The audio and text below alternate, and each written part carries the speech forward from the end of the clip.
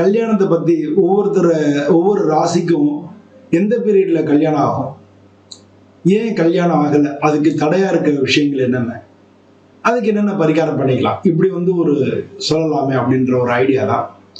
முதல்ல மேஷ ராசி அன்பர்களுக்கு நம்ம திருமணத்தை பத்தி பார்க்க போறோம்.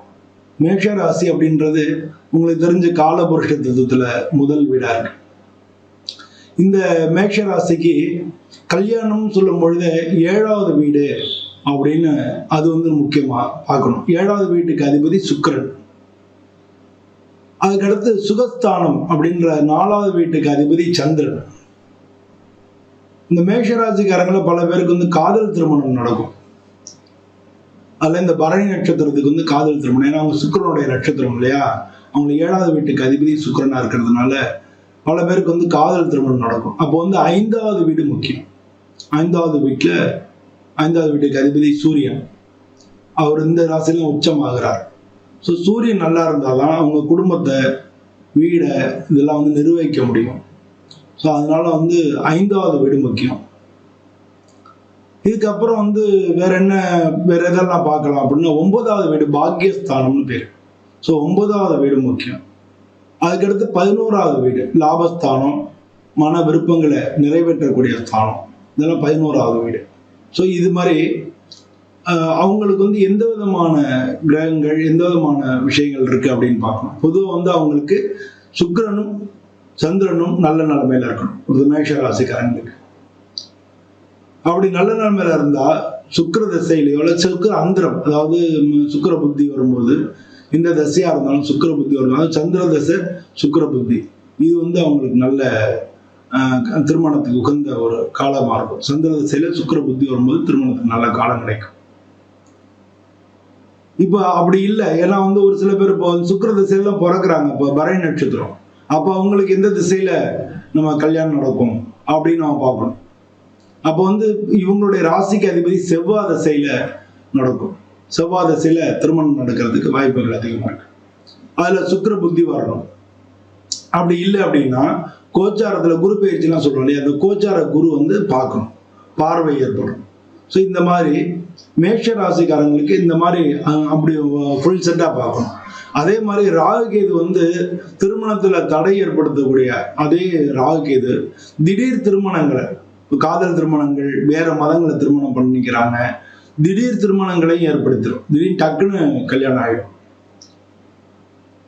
அவங்களெல்லாம் பார்த்தீங்கன்னா கிட்டத்தட்ட ராகுகேது இருக்கும், பட் அவங்களுக்கு ஒரே இதுல ஒரே பொண்ணு பார்க்கும் பொழுதே கல்யாணம் ஆகிடும். அந்த மாதிரி எல்லாம் கூட நடக்கிறது உண்டு. திடீர் திருமணங்களுக்கு ராகுகேதுவே காரணம். தாமத திருமணத்துக்கு எப்படின்னா, இதே ராகுகேது தாமதத்தை ஏற்படுத்தும். அது எந்த நட்சத்திர காலில் நிற்கிறது அப்படின்னு அதை அனலைசிஸ் தான் பண்ணணும். ஒரு ஜாதகம்ன்றது பல விஷயங்களை கூடி நாம் பல 9 கிரகங்கள், 27 நட்சத்திரங்கள், 12 ராசிகள், இது மாதிரி நிறைய கால்குலேஷன்ஸ் இருக்கு. ஸோ அந்த மாதிரி கால்குலேஷன்ஸ் வச்சு நம்ம பார்க்கும் பொழுது அந்த எந்த நட்சத்திர காலில் நிற்கிறது அப்படின்றத பொறுத்தும், அந்த கிரகம் எங்க இருக்கு அப்படின்றத பொறுத்தும் நமக்கு மாறுபடும். அதனால ராகுகேது திருமணத்துல தாமதத்தை ஏற்படுத்தும். அதே மாதிரி சனி பகவான் திருமணத்துல தாமதத்தை ஏற்படுத்துவார். அது மாதிரி திருமணம் ஆகி பல பேருக்கு டைவர்ஸ், இது மாதிரி பிரிவினைகள் ஏற்படும். அதுக்கும் சனி பகவான் காரணமா இருக்காரு. ஸோ அதனால உங்களுக்கு பொதுவாக செவ்வாய் இவங்க ராசிக்கு அதிபதினாலும் 8வது வீட்டுக்கும் அதிபதியா இருக்காரு. ஸோ இந்த மாதிரியான விஷயங்கள் எல்லாத்தையும் நம்ம ஒரு பேக்கேஜா நம்ம பார்க்கணும். அப்படி பார்த்தா உங்களுக்கு கல்யாணம் எப்படி நடக்கும் அப்படின்றத நம்ம பார்க்க போறோம். பொதுவாக இந்த மேஷ ராசிக்காரங்களுக்கு பொதுவாக அஸ்வதி நட்சத்திரம் அப்படின்னா பிறக்கும் பொழுதே உங்களுக்கு கேது தசை இருக்கும். அதுக்கடுத்து 20 வருஷம் சுக்கிர தசை இருக்கும். அதுக்கடுத்து 6 வருஷம் சூரிய தசை இருக்கும். அதுக்கு அடுத்து சந்திர தசை வரும். ஸோ அநேகமா உங்களுக்கு 26, 27 வயசுக்கு மேல அந்த டயத்துல கல்யாணம் ஆகிடும். ஒரு சில பேருக்கு எர்லி மேரேஜ், சுக்கிரன் நல்ல நிலைமையில இருந்ததுன்னா காதல் கல்யாணம் பண்றாங்க, எர்லி மேரேஜே பண்ணிடுவாங்க. 21 வயசு, 22 வயசுலேயே கல்யாணம் பண்ணிடுவாங்க. ஸோ அந்த மாதிரியும் உங்களுக்கு நடக்கும். அந்த காலகட்டத்தை பார்க்கணும். அவங்க ஜாதகத்துல இப்போ என்ன தசை நடக்கிறது அப்படின்றத பார்த்தீங்கன்னா அந்த கல்யாணத்துக்கு அந்த காலங்கள் நீங்க தெரிஞ்சுக்க முடியும். அப்படி ஒருவேளை ராகுகேது இருந்து அது மாதிரி சனி பகவான் கொஞ்சம் டிலே ஆகுதுன்னா செவ்வாய் திசையில கல்யாணம் ஆகிடும் இந்த அஸ்வதி நட்சத்திரக்காரங்களுக்கு. அதுக்கடுத்து பரணி நட்சத்திரக்காரங்களுக்கு பார்த்தீங்கன்னா அவங்க பிறக்கும் பொழுதே சுக்கிரதசை இல்லையா, சுக்கிரதசை வந்து அவங்களுக்கு கொஞ்சம் தான் இருக்கும். அவங்களுக்கு வந்து பிறந்து பாக்கி சுக்கிர இருப்பு அப்படின்னு சொல்லிடுவாங்க. ஸோ அவங்களுக்கு பார்த்தீங்கன்னா அவங்களுக்கு வந்து இப்போ உதாரணத்துக்கு அவங்க பிறக்கிறாங்க, 17 வயசு 14 வயசு 17 வயசு வரைக்கும் சுக்கிரதசைன்னு வச்சுக்கோமே. அப்போ அதுக்கு அடுத்து வந்து 6 வருஷம் வந்து சூரிய தசை. ஸோ இந்த 6 வருஷம் 23 வயசுலலாம் வந்து அவங்க காதல் வயப்பட்டுருவாங்க. அதுக்கு அடுத்து சந்திர தசை வரும்போது கல்யாணம் ஆகிடும். இந்த சந்திர தசையில் அவங்கள பரணி நட்சத்திரத்துக்கு கல்யாணம் ஆகிடும்.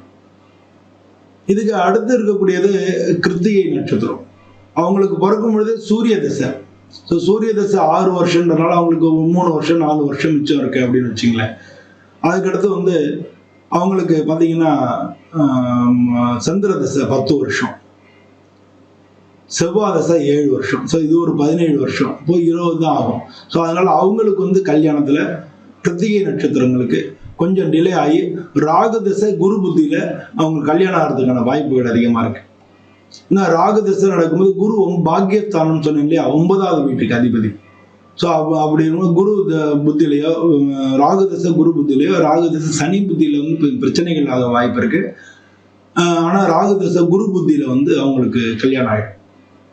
ஸோ இந்த மாதிரி ஒவ்வொருத்தருக்கும் வந்து அந்த கிரகங்களுடைய அவங்க ஜாதகத்துல இதெல்லாம் கெடாம இருக்கணும். சந்திரன் கெடாம இருக்கணும், சுக்கிரன் கெடாம இருக்கணும், சூரியன் கெடாம இருக்கணும். இந்த மாதிரி வந்து அவங்களுக்கு எந்த தசாபுத்தி நடக்குதோ அந்த கிரகங்கள் வந்து அவங்க ஜாதகத்துல நல்ல பொசிஷன்ல இருக்கணும். இருந்ததுன்னா நான் சொன்ன அந்த காலகட்டத்தில் அவங்களுக்கு நிச்சயம் கல்யாணம் ஆகிடும். சரி, கல்யாணம் ஆகிறதுக்கு டிலே ஏன் அப்படின்னு நம்ம பார்க்கணும். இப்போ நான் சொன்ன மாதிரி மேஷ ராசியை பொறுத்தளவுல அவங்களுக்கு காதல் கல்யாணம் நடக்காம இருக்கிறது, நான் ஒருவேளை காதலிச்சு கல்யாணம் வரைக்கும் போகல அப்படின்னா சூரியன் வந்து அவங்களுக்கு மோசமா இருக்கு அப்படின்னு அர்த்தம். இல்லை காதல் பண்றாங்க ஆனால் கல்யாணம் பண்ணணும் அப்படின்னு நினைச்சாலும் சூரிய பரிகாரம் பண்ணிக்கணும். சூரியனார் கோயிலுக்கு போறது, ஆதித்ய கிரகம் சொல்றது, ஞாயிற்றுக்கிழமை போய் சூரியனை வந்து பக்கத்துல இருக்கிற நவக்கிரக தலங்கள்ல போய் சூரியனை வணங்குறது. நவக்கிரக கோயில் சிவன் கோயில இருக்கும், நவக்கிரகம் இருக்கும், அதுல சூரியனை வணங்குறது. இந்த மாதிரி வந்து சூரிய வழிபாடு அவங்க பண்ணும் பொழுது அவங்க காதல் வந்து அவங்க ஜெயிக்கிறதுக்கான வாய்ப்புகள் மிக அதிகம். இதுக்கு அடுத்து வந்து கலத்திரஸ்தானம் சொல்ல சுக்கிரன் வந்து பாதிப்படையாம இருக்கணும். ஒருவேளை சுக்கிரன் பாதிப்படைஞ்சு 6, 8, 12 இது மாதிரிலாம் இருந்து அது வந்து பாதிப்படைஞ்சிருந்தது அப்படின்னா அவங்களுக்கு குரு பார்வை, கோச்சாரத்துல குரு பார்வை வரக்கூடிய அந்த காலகட்டங்கள்ல திருமணத்துக்கு முயற்சி எடுத்தாங்கன்னு நடந்துரும். அதே நேரத்துல சுக்கிரன் அதுக்கும் வந்து நவகிரகங்கள்ல இப்போ வந்து ஒரு பொண்ணு இது மாதிரி வந்தாங்க. நான் சொன்னேன் வந்து அவங்களுக்கு நவகிரகங்கள்ல சுக்கிரனுக்கு வந்து அந்த இந்த மொச்சை வச்சு அர்ச்சனை பண்ணிட்டே வாங்க, ஒவ்வொரு வெள்ளிக்கிழமையும் பண்ணிட்டே வாங்க அப்படின்னே பண்ணிட்டே வந்தாங்க. கல்யாணம் ஆயிடுச்சு. அவங்க ஒரு 3 தரம் பண்றதுக்குள்ளே கல்யாணம் ஆயிடுச்சு. ஸோ அது மாதிரி வந்து அவங்க அந்த சுக்கிரனை வழிபாடு பண்ணணும். அந்த வழிபாடு பண்ணி அது சமயங்களில் ஒரு 3 தரத்துலேயும் ஆகலாம், 6 தரமும் ஆகலாம். அவங்களுக்கு எவ்வளவு தோஷம் இருக்கோ அதுக்கு தகுந்த மாதிரி அவங்க போற மாதிரி இருக்கும். அப்படின்னா சுக்கிரன் கோயிலுக்கு போகலாம், மகாலட்சுமியை வணங்கலாம். அப்படி இல்லை அப்படின்னா சுயம்பர பார்வதி கலா மந்திரம் இருக்கு, அந்த மந்திரத்தை சொல்லலாம். இல்லை சுயம்பர கலா பார்வதியோ ஹோமம் நடக்கும்போது அந்த ஹோமத்தில் கலந்துக்கலாம். ஸோ இந்த மாதிரியான விஷயங்கள் எல்லாமே அவங்க பண்ணிக்கும் பொழுது இந்த சுக்கிரனுடைய விஷயங்கள் தீர்ந்து அவங்களுக்கு கல்யாணம் ஆகும். இதுக்கு அடுத்து வந்து நம்ம இதில் முக்கியமான கிரகமா சொன்னது வந்து செவ்வாய். செவ்வாயை பொறுத்தளவுல அவங்க முருகனை வணங்கினாலே அவங்களுக்கு வந்து எல்லா விதத்திலையும் வெற்றி உண்டாகும். ஏன்னா 8ஆம் இடம்ன்றது நிலைத்த வாழ்க்கை. ஒருத்தருடைய கல்யாணமாகி அவங்க வந்து பிரிவினை இல்லாம வாழணும்னு செவ்வாய் நல்லா இருக்கணும். அப்ப செவ்வாய்க்கு வந்து முருகனை வழிபடும். இப்ப இதை பாக்குறவங்க வந்து உங்களுக்கு தகுந்த மாதிரி எப்படின்றத பாருங்க. நான் எல்லாருக்கும் இதை சொல்லலை, ஏன்னா கன்ஃபியூஸ் ஆயிக்காதீங்க. உங்களுடைய ஜாதகத்துல எது நல்லா இருக்கோ அதுக்கு தகுந்த மாதிரியான விஷயங்களை பண்ணிக்கும் பொழுது உடனே வந்து அந்த காரியம் வந்து உங்களுக்கு ஜெயிக்கும் அப்படின்றதான் இதனுடைய பொதுவான விஷயங்கள். இதுக்கு அடுத்து வந்து 7ல சனி இருக்கார். ஆனா ஆக்சுவலா 7ஆம் இடத்துல சனி உச்சமா இருந்தார். உங்க ராசி நீசமான ராசி. அப்ப சனி இருந்தா கண்டிப்பா வந்து அதுவும் செவ்வாயும் சனியும் கூடி இருந்தா திருமணத்துல வந்து பயங்கர பாதிப்புகளையும் ஏற்படுத்தும். செவ்வாய் சனி கூடி இருந்து குரு பார்வை இருந்ததுன்னா சீக்கிரம் கல்யாணம் ஆகிடும். ஸோ இந்த மாதிரி ஒரு சில ஜாதகத்தை பொறுத்து தான் அந்த மாதிரியான விஷயங்கள் நடக்கிறது. ஸோ அதை வந்து நம்ம முதல்ல வந்து மனசுல வச்சுக்கணும். அப்படி வச்சு பார்க்கும்பொழுது பார்த்தீங்கன்னா உங்களுக்கு வந்து சனி இருந்தார் அப்படின்னா சனிக்கிழமை போய் வழிபடுறது, இல்லை பெருமாளுக்கு வழிபடுறது, இல்லை ஆஞ்சநேயர் வழிபடுறது, இது மாதிரி சனி பிரீதியான விஷயங்களை வந்து நீங்க பண்ணிட்டீங்கனாலே அது வந்து உங்களுக்கு நல்ல பலன் கொடுக்கும்.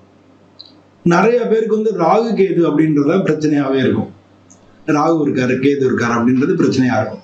ராகு கேது பிரச்சனையா இருக்கிறவங்க வந்து இந்த நாகதோஷ பரிகார ஸ்தலங்கள் இருக்கு.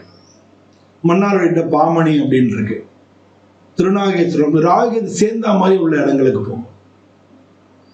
அந்த மாதிரி நாகர்கோயில், நாகத்தை முழுமையா வழிபடக்கூடிய ராகு சேர்ந்த மாதிரி உள்ள ஸ்தலங்களுக்கு நீங்க போறது மிக நல்ல பலன்களை கொடுக்கும். அப்படி இல்லை அப்படின்னா நீங்க வந்து பெங்களூர்ல கொக்கி சுப்பிரமணியர் அப்படின்னு இருக்கு, அங்க போய் பண்ணலாம்.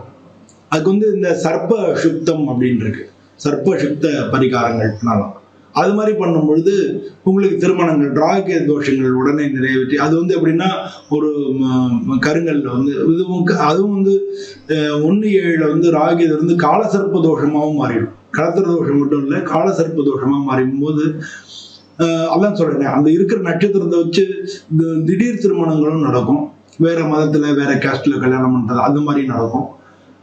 அதே சமயம் பயங்கர தாமதத்தையும் ஏற்படுத்தும். அப்ப தாமதம் ஏற்பட்டதுன்னா நீங்க வந்து நாகர் கல் சிலை ஒண்ணு அடிச்சு அதை வந்து கோயில கொண்டு வச்சு நீங்க அதுக்கு சர்ப்ப பூஜைகள் பண்ணி, அதுக்கப்புறம் சர்ப்ப சுத்த ஹோமம் இது மாதிரிலாம் பண்ணி அது மாதிரி பண்ணிக்கும் பொழுது உடனே வந்து உங்களுக்கு திருமணம் ஆயிடும். இது மாதிரி திருமண தடைகளை நம்ம நீக்கிறதுக்கு இந்த மாதிரியான தொடர்ச்சியான பரிகாரங்களை பண்ணிக்கலாம். திருமண காலங்களை நிர்ணயிக்கிறது உங்களுடைய தசா புத்திகள். அதை வச்சு இப்ப நான் சொன்ன அந்த கிரகங்கள் வருதா, குரு பார்வை இருக்கா, இதெல்லாம் வந்து பார்த்தோம்னா குரு நல்ல நிலைமையில வரும்போது நிச்சயமா வந்து உங்களுக்கு அந்த தோஷங்கள்ல இருந்து ஸ்ட்ரைட்டா இருந்தாலும் டக்குன்னு குரு பார்வை வந்த உடனே ஆயிடும். ஸோ இது மாதிரி இருக்கும். இதெல்லாம் அன்னில முடக்கு தோஷம், முடக்கு நட்சத்திரத்துல இருக்கா அப்படின்றதே பார்க்கணும். சூரியனுடைய இருக்கிற நட்சத்திரத்தை வச்சு முடக்கு தோஷம்னு இருக்கும். முடக்கு தோஷம் இருக்கா, அதுக்கு என்ன பரிகாரம் பண்ணணும் அப்படின்றதையும் நம்ம பார்க்கணும். அது இருந்ததுன்னா கல்யாணம் கூடி வர மாதிரி கடைசி வரைக்கும் வந்து கை நழுவி போயிடும். எல்லாமே வந்து பக்கத்துல வரா மாதிரி இருக்கும், கடைசி நேரத்துல வந்து அது அமையாம போயிடும். அப்படி இருந்தா முடக்கு தோஷம் அப்படின்னு அர்த்தம். அந்த முடக்கு தோஷத்தை எப்படி நீக்கிறது அப்படின்றதையும் நீங்க வந்து உங்கள்ட்ட ஜோதிடரை அணுகி நீங்க வந்து அதை பார்த்து தெரிஞ்சுக்கலாம். இந்த மாதிரி வாழ்க்கையில வந்து நமக்கு முக்கியமான காலகட்டங்களான வேலை, கல்யாணம், இதை வந்து இது மாதிரி பண்ணி டக்குன்னு அதை வந்து நிவர்த்தி பண்ணி நமக்கு அந்த குறிப்பிட்ட காலத்திலேயே நம்ம பண்ணிக்கும் பொழுதுதான் வாழ்க்கை வந்து சிறப்பா இருக்கும். ஸோ அது மாதிரி வந்து எல்லாரும் குறிப்பிட்ட காலத்துல இந்த கல்யாணம் நடந்து எல்லாரும் வாழ்க்கையில சிறப்பா இருக்கணும்னு சொல்லி நானும் சுவாமியை பிரார்த்தனை பண்ணிட்டு உங்கள்ட்ட இருந்து விடைபெறுகிறேன். நன்றி, வணக்கம்.